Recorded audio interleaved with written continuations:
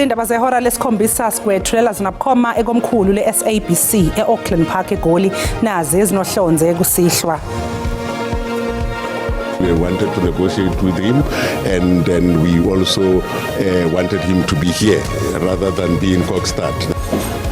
Kunamahlabezi ukuthi uVusumuzi Cat Matlala uzophenduleka ufakazi wombuso ecaleni elithinta ithenda leyigidi engamakhulu zamarandi latholwa inkampani yakhe emaphoyiseni. Denied meeting at the car wash, I don't know which car wash, denied anything that has to do with money. Iphini lenhloko yamaphoyisa omkhandlu idolobha ekuruleni elisamisiwe uJulius Mkhwanazi usegcine ephothule ubufakazi bakhe ngaphambi kwekhomishana kaMadlanga.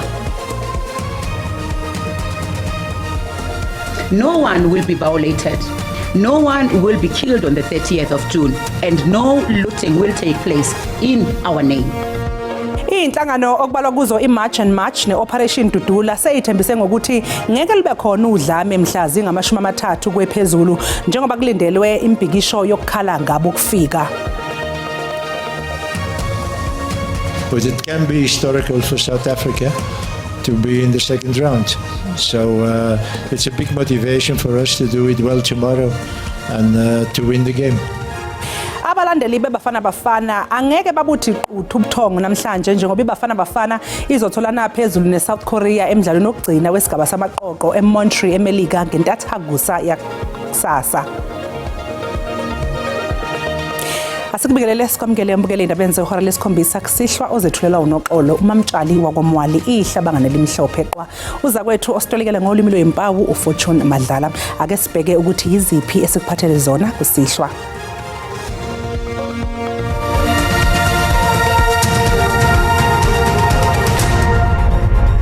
Kunamahlabezi amaningi akhomba ukuthi uVusumuzi Cat Matlala angasalivumi icala lakhe ebeseke ephenduka ufakazi wombuso ecaleni lenkohlakalo elihlobene nenkontileka yeSAPS ebiza igidi engamakhulu 228 zamarandi.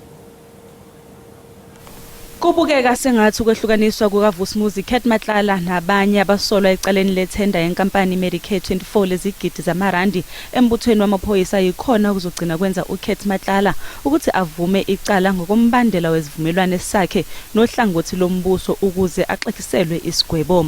Mr. Matlala, just to summarize then, that matter where you appeared with all the other accused, where you were 17 in total, you and accused number 8 and 9 is separated from that charge sheet, and you, the three of you, will now proceed on a separate case. Nokho akubonakala sengathi NPA izosamukela kalula izivumelwano esihlongozwayo ngenxa yokuthi phakathi kokunye ekufunayo ukuthi uMatlala athole isigwebo sokugqunywa ejele kungakho ingazange ifune ukwenaba kakhulu ngalesi sivumelwano. It was very clear even from the beginning. It was in an open court where we said, remember when we said that we wanted to negotiate with him, and then we also wanted him to be here rather than be in Kokstad. Therefore, that's where the negotiations were happening. Therefore, unfortunately, until the matter is made an order of court, we can't say we have or we don't have. Uma kugcina ngokuthi isivumelwano sithola ukugunyazwa enkantolo yamacala ezemali ePitoli kuzobe sekuphoqelela ukuthi uCat Matlala akhulume ageqe amagula ngakho konke akwaziyo ngenkontileka yethenda leMedicare 24 elagcina lihoxiswa ngumkhuzo wamaphoyisa kuzwelonke uJenene uFani Masemola. uMatlala kulindele ukuthi avele enkantolo yamacala ezemali kusasa.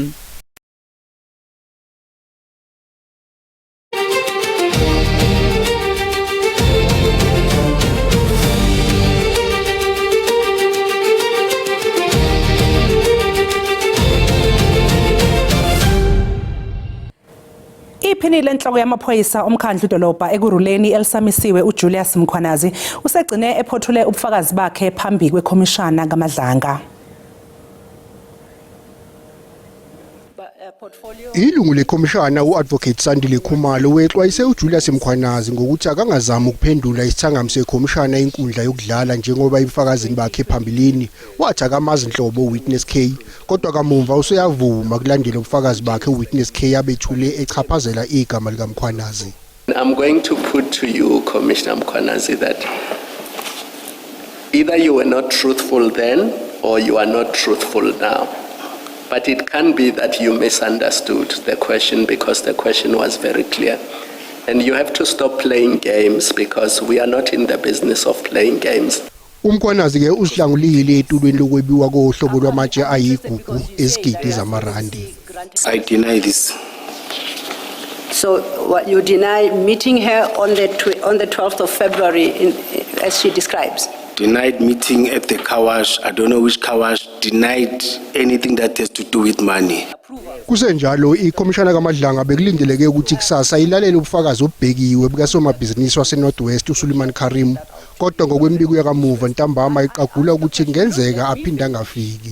The work of the commission proceeds. We will deal, as I say, tomorrow with the specific matter of Mr. Karim and his condition, and all the detail will be dealt with tomorrow morning. But the Commission's work continues unabated. We are on a serious deadline, as you are aware. The Commission's final report is due with the President on the 31st of August.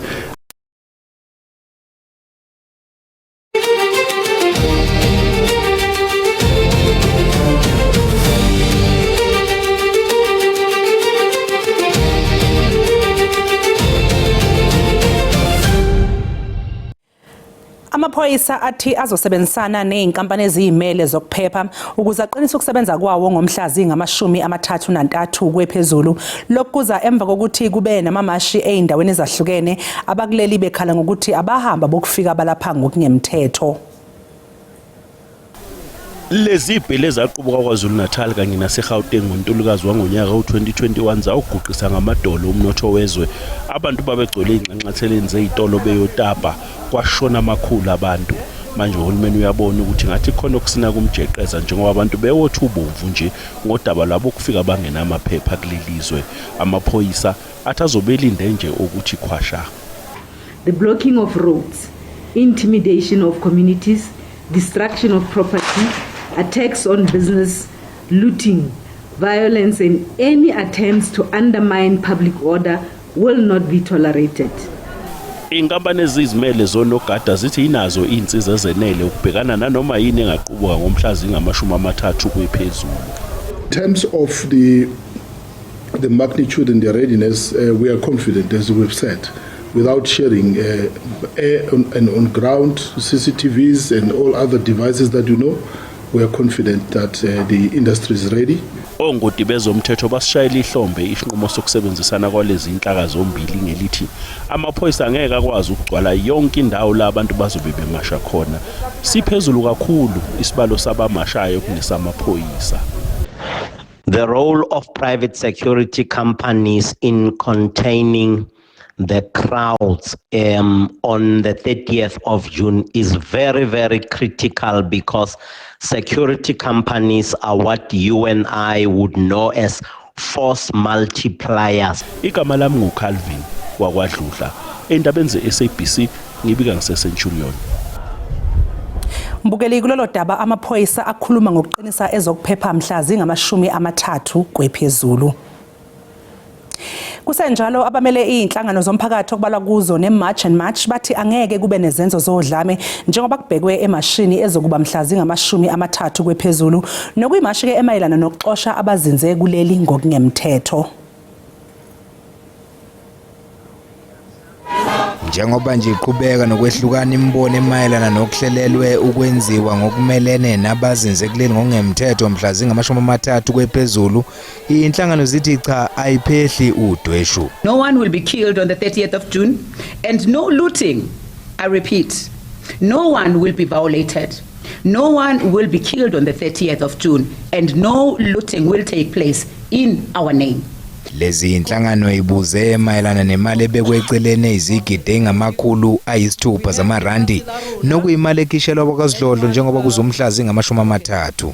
The government has issued a statement saying it is going to spend 600 million as a result of the 30th.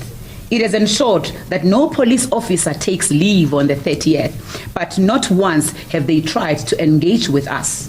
Lezi inhlangano ziphinde zayichitha imbiko ukuthi kunemali ezayithola kwabakwa-Israel. It's disgusting disgusting that the media keeps pushing this agenda of us as black people not being able to stand up for ourselves in our communities because we're black. And everything we must do must have money involved. Yes, we know there are people who have bad motives and bad intentions for doing something. But have you ever seen us going to Israel and getting money? Why would you run a story that you don't have proof of? Have you ever asked us for our bank statements and we said no? Uhulumeni unxusa umphakathi ukuthi wehlisa umoya njengoba kubhekwe kuwo lo mnqamlajuqu wokuphela kwenyanga. Mbukeli sathi qu eyitolo kanti ke siyabuya nezinye indaba zosuku ngemva kwekhefu.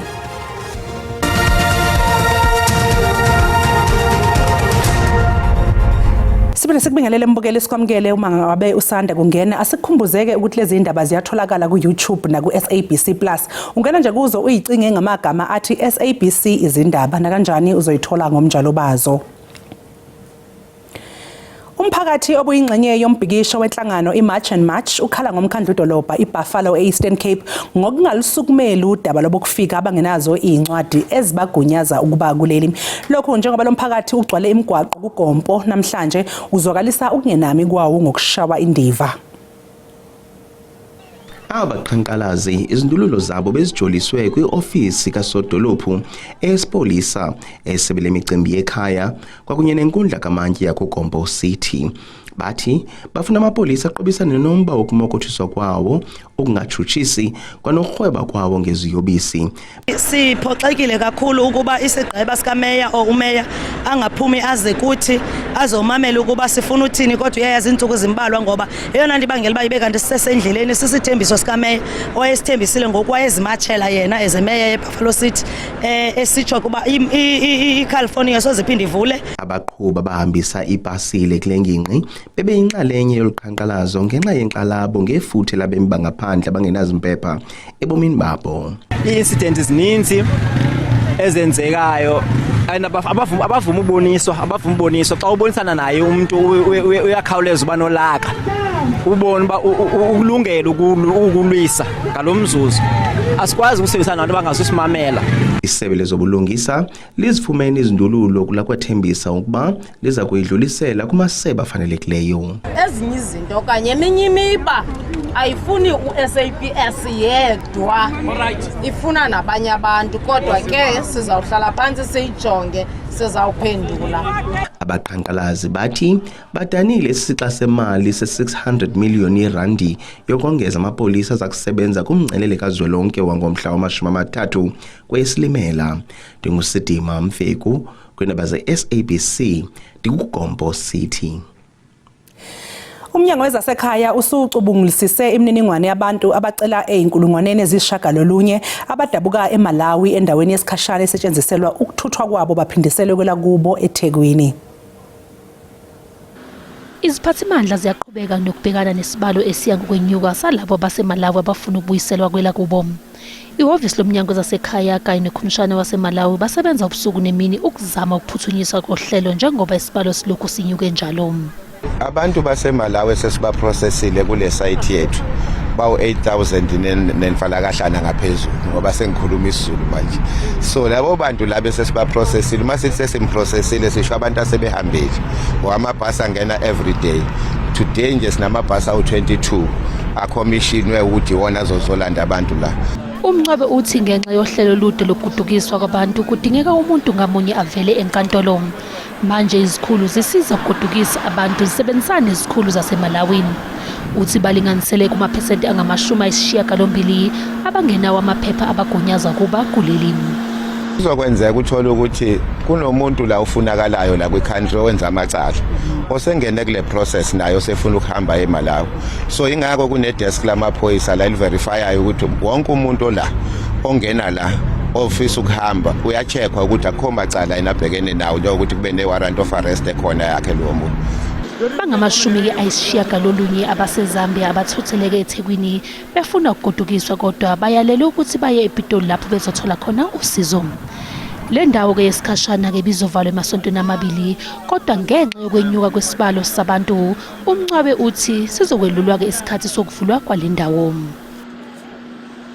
Ikomiti lasephalamende eliphenya udaba lokususwa kukamengameli esikhundleni linikezwe kuze kube umhlazi 10 kwezokwethwasa ukuthi lifake imbono yalo ngemigomo yalo yokusebenza.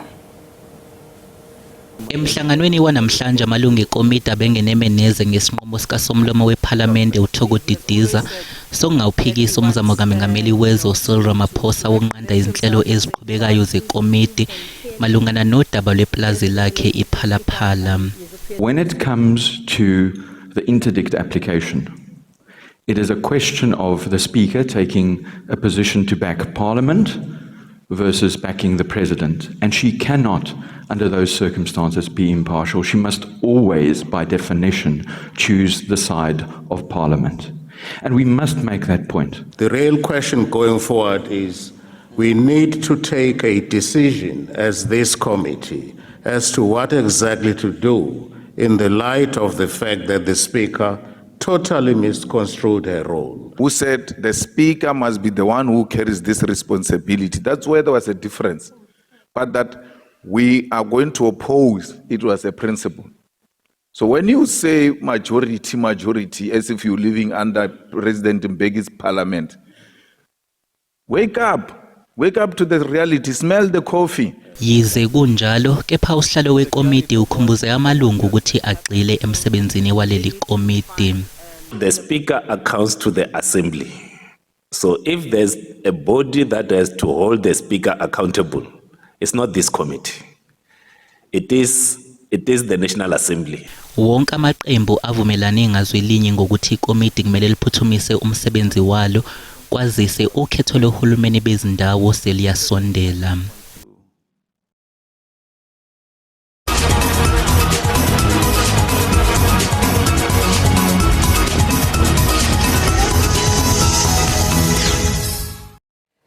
Umqeqeshi wabafana uHugo Bruce ukuvumile ukuthi kusasa bazobe bebhekene nezinkakha njengoba bezobe bedlala umdlalo wokugcina wamaqoqo emqhudelwaneni wendebe yomhlaba neSouth Korea.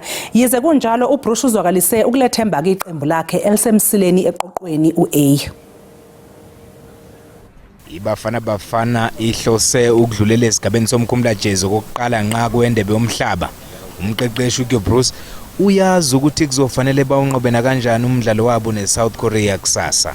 We know all that we have a big support from all those people who are in South Africa and on Wednesday at 3 o'clock in the morning putting the television on and watch the television. So again, I hope from the bottom of my heart that we can make a good result. What is a good result? Winning. And that we are in the next round, and then I think the people there so far away now will be very, very happy, and we want to make them happy, that's for sure.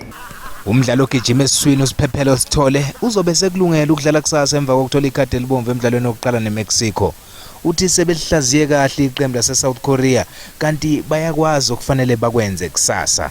Abalandeli bebafana nabeSouth Korea bazokalise kwathemba amaqembu abo. Umdlalo webafana neSouth Korea uzoqala ngehora lesithathu ekseni kusasa ngokwesikhathi salapha eNingizimu Afrika. Izakhamuzi zaseBloemfontein zinethemba lokuthi iqembu lesizwe ibafana lizodlulela emzuliswaneni olandelayo wendebe yomhlaba. Zithi zizodela ubuthongo ukuze zibukelele iqembu kusasa ezintatha uma ke selitholana phezulu neSouth Korea emidlalweni wokugcina weqoqo uA. Sacrifice my sleep and I hope it's worth it. But there's a little bit of doubt, but let's give it the benefit of the doubt that maybe we'll win and progress to the next round. I will be watching this game and I have a huge belief in them. I believe that they will win this game because the boys have huge potential.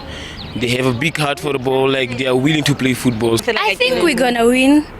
As long as Mbogas is there, then I think we're gonna be fine. But then I'm also worried because South Korea, the way they're training, they know what they're doing. No matter what, we still have to watch, and those people, they need our support. So I think they're gonna win, man. I hope, I have that hope.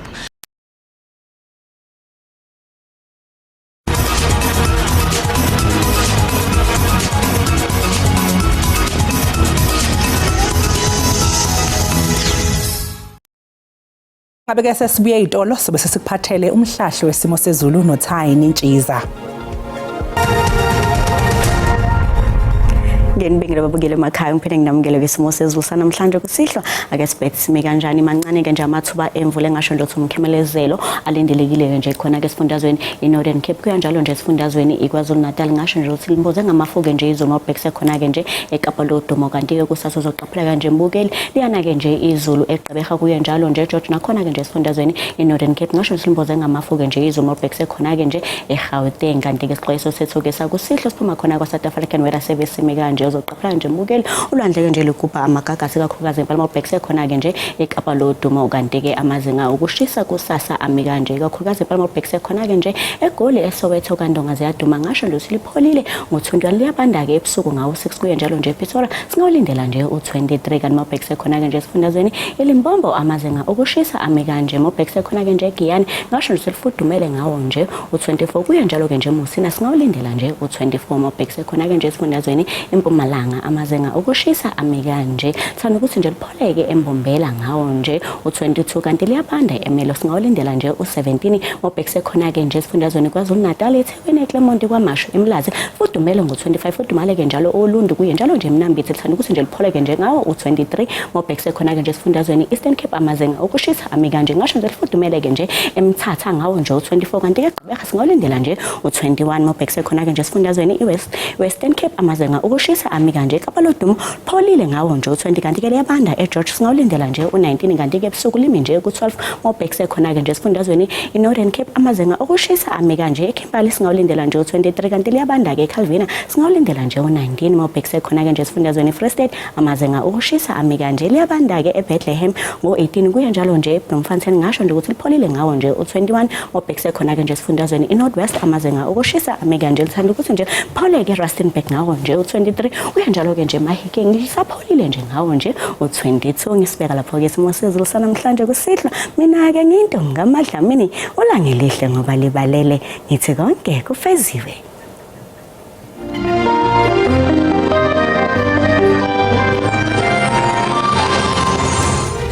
Mbukeli sizibeka lapha ke besikuphathele zona namuhla kusasa bazobe bekhona ozakwethu neindaba ngolwimi lwesiXhosa ube nobusuku obuhle usale kahle.